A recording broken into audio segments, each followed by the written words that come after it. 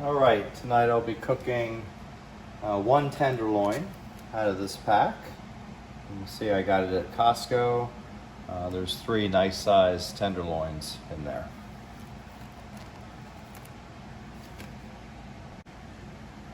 Okay, well, it turned out there were actually 4 in the package.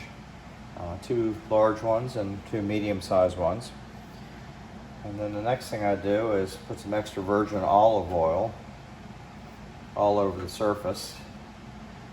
That helps the spices to stick, gives it a little more flavor.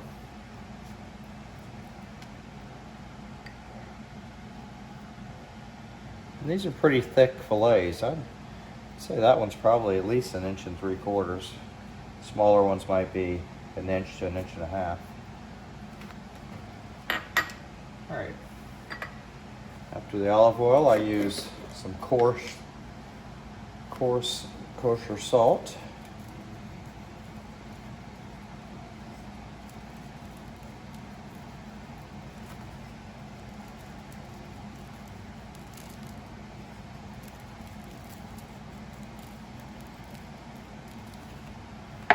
Some fresh black pepper.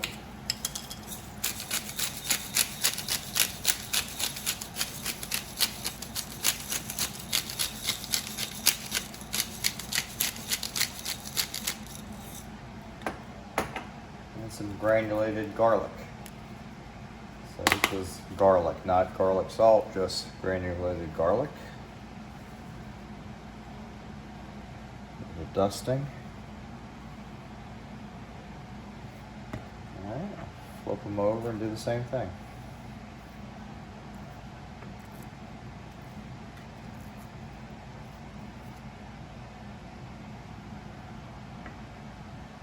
Olive oil.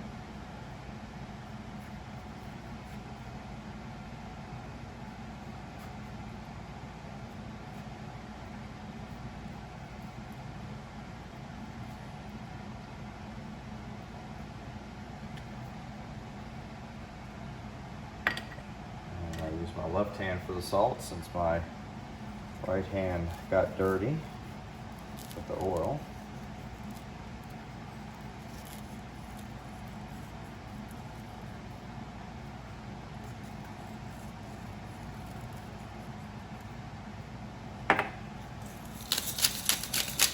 More pepper.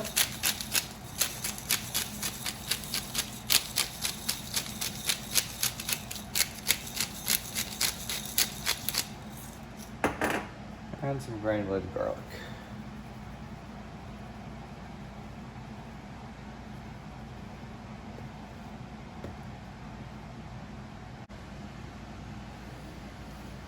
It's now time to put the meat into vacuum seal bags. And here's my vacuum sealer. I have a box 8 inches by 50 feet of vacuum sealer roll. This is just a roll that you can cut to any length and make bags. So I'll pull enough out for 1 steak. I plan on cooking 1 tonight, having the other 3, I'm going to package them up as well, but have them in the refrigerator for later this week. They'll be even better after being seasoned for several days. You slide a knife over, this is a small cutter, and what you're left with is a tube of the bag material. It's open at both ends. You can see straight through it.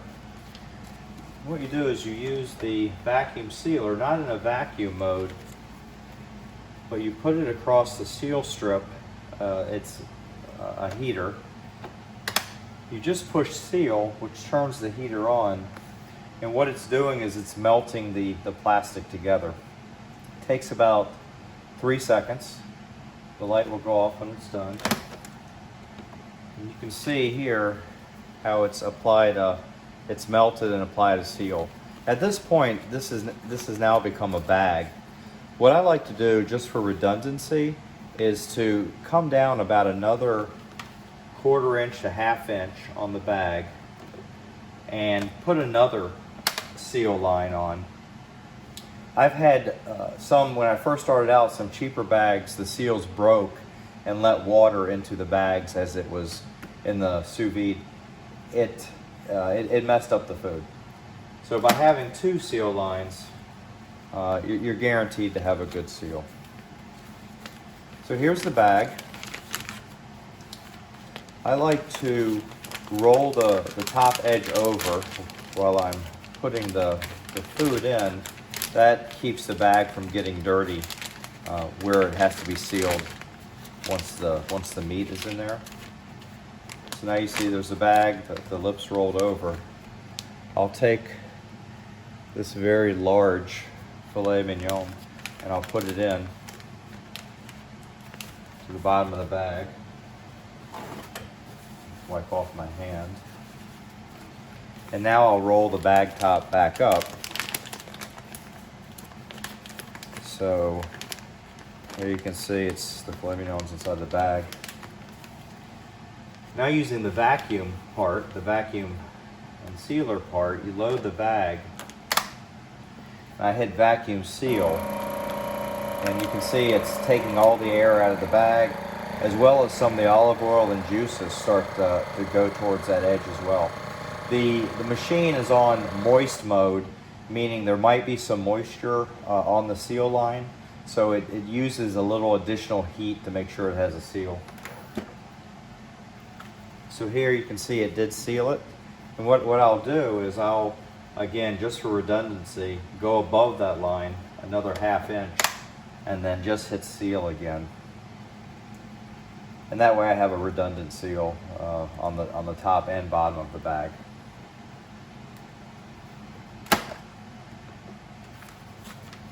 So there you go, 1 filet mignon in a bag with 2 seals. You can see it's certainly under vacuum, the seasonings in there.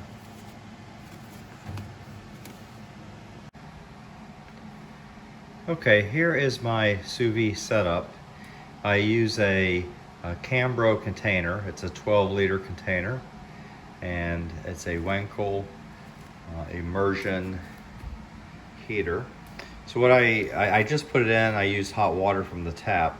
And what I'll do is I'm going to turn up the temperature to 136, probably 137.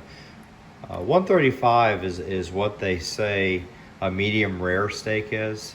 I've found that 137 seems to be perfect for my liking. There's a lot of things on the internet to show you the different temperatures for the different meat. But like I said, I like 137. You'll see what that looks like when I'm done cooking it. And then I set the timer. Let me get it back to 137. And at this point, it's just gonna heat up the water. So I'm gonna crank the time up and just say 4 hours, even though right now that's just a reference for me. And I'm gonna hit start. And right now the machine has started. The current temperature is 115 degrees Fahrenheit. You can see the water starting to circulate now. The heater's on, and it's already, you can see the heat starting to rise inside 116.9. Once it gets up to 137 degrees, I will put the steak in. It's been a few minutes now, and we are up to temperature.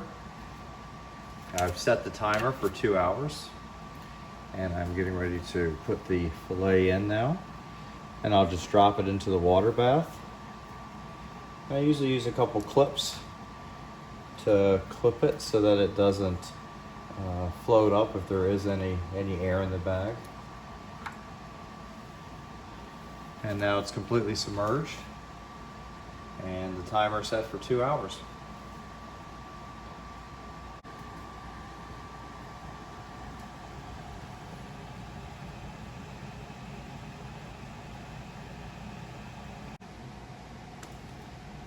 Okay, it's been 2 hours. Turn the machine off. I'm pulling the bag out of the sous vide.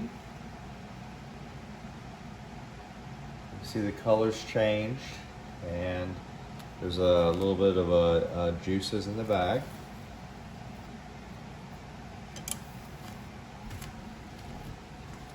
So I'll cut open the bag.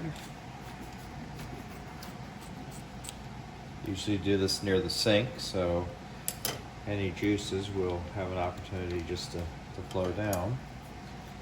And then I typically butterfly the bag just to make it easier.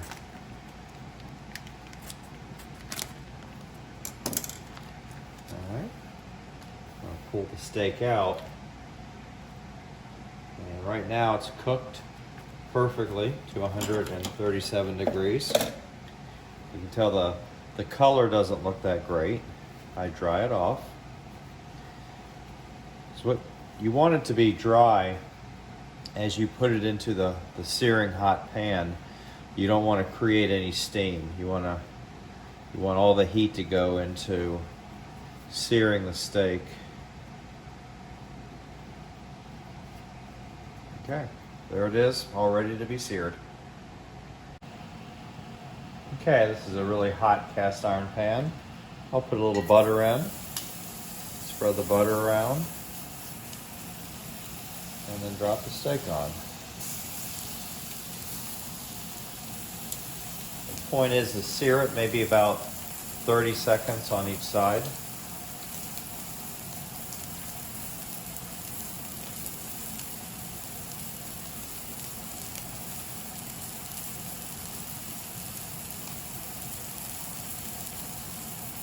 Right now it's cooked 137 degrees edge to edge. So any additional heat that you put into it now will cause it to cook a little bit further on the edges. Let's see how that side's looking.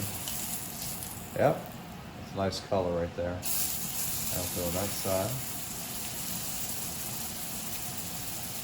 A little extra butter.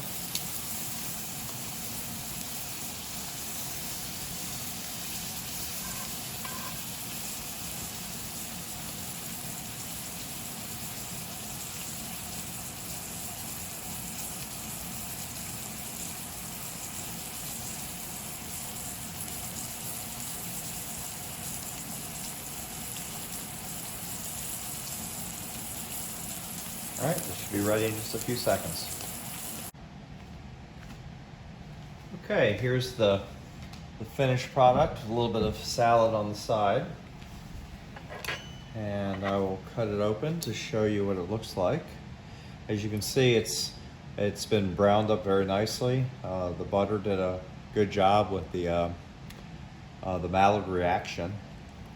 And I will cut right into this fillet and show you. There we have a perfectly medium rare fillet from edge to edge.